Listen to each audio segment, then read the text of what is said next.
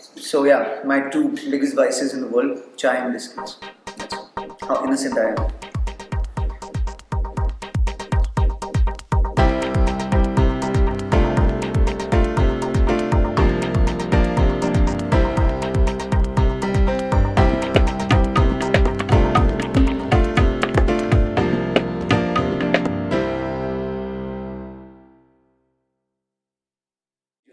Um, Lots of ridiculously undeserved opportunity, and I said yes to a lot of it.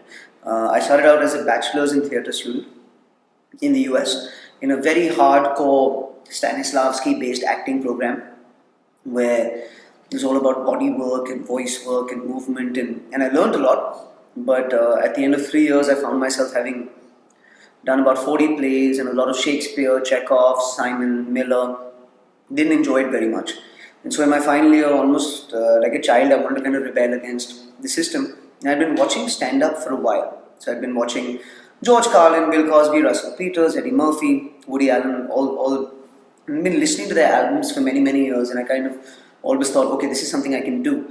And so I wrote a show called Brown Men Can't Hump, which was a terrible show.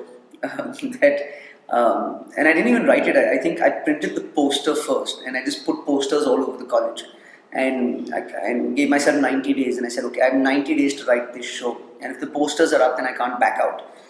I think it was 60 minutes the first time I did stand up. Where usually people begin with 1 or 2 minutes. I think 59 minutes of cussing and like 2 jokes, and there was the entire show. It's terrible, but because it was with my friends and 800 of my theatre program and my university students, I thought I was the shit. Like I thought it was awesome, and I was now a stand-up comedian.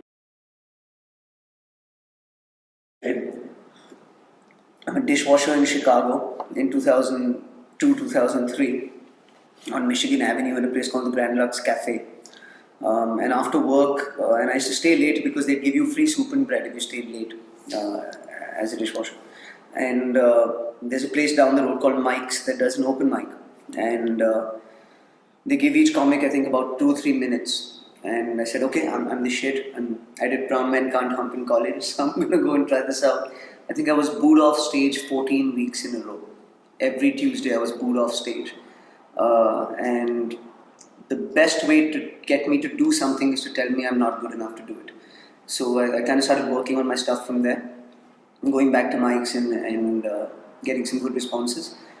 Until one day, I kind of had an epiphany and I said, I've kind of always wanted to go back to India and do stuff there. So I left with very little warning, came back to India and booked out a theatre. I think I had like 30,000 bucks saved up, and there's a lady called Vidyun Singh at the Habitat Center, and I begged her, and she said, okay, we'll give you a Thursday night at the Habitat Center, and I spent that 30 grand on publicity, and 500 people showed up. Just because stand-up in India at that point was this very South Bombay, posh, 45 and above kind of thing. And then India, the stand-up comedy scene started to take off, and with stand-up came television. With television came news comedy.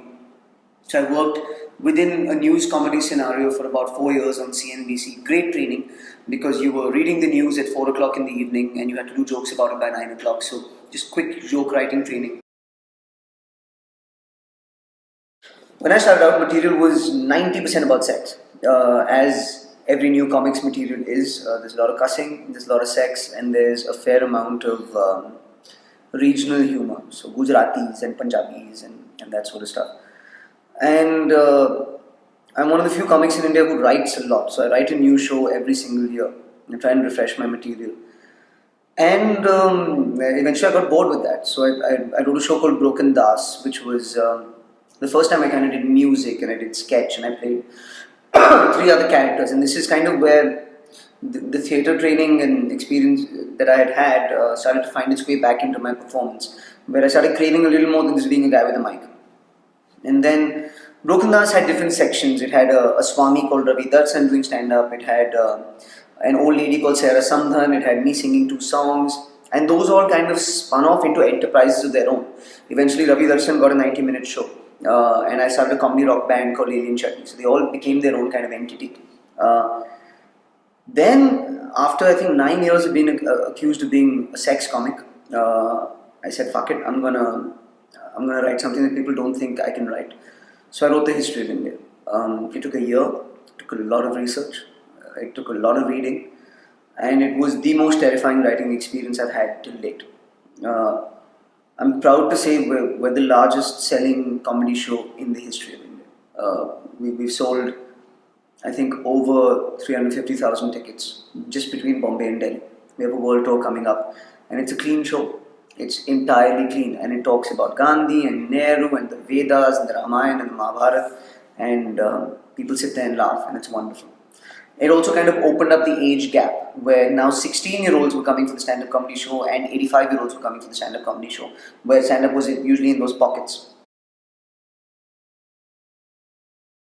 And then films. I started dipping my toes into the pool of films, just doing a scene here and a scene there.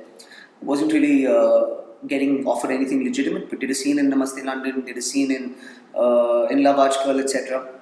Until I saw Rang De Basanti. And I saw Rang De Basanti and I'm like, okay, now I want to be in films. This is something I legitimately want to do.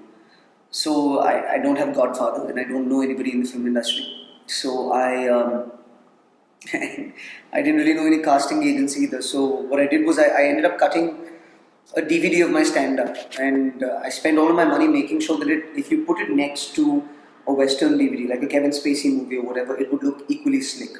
I think I spent like $1.5 lakh on graphic design and manufacturing, etc., saying this should look like it came from HBO or whatever.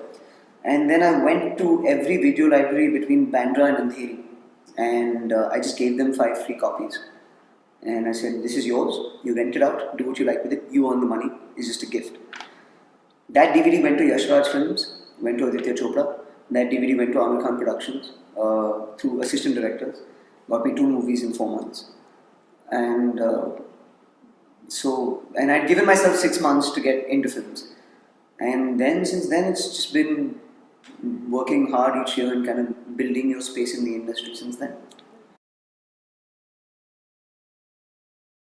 प्यार प्यार प्यार है एक कुत्ती चीज भगवान मेरे जिंदगी में प्यार मत लाना please if you've ever been dicked over by love, if you're looking for love, if you haven't found love, if you think you'll never find love, if you're committed and you're still unsure about love or you're loveless, this covers all the stages and makes you laugh because of it. Also, you've never seen me romance a girl in 8 films and I think I'm pretty good.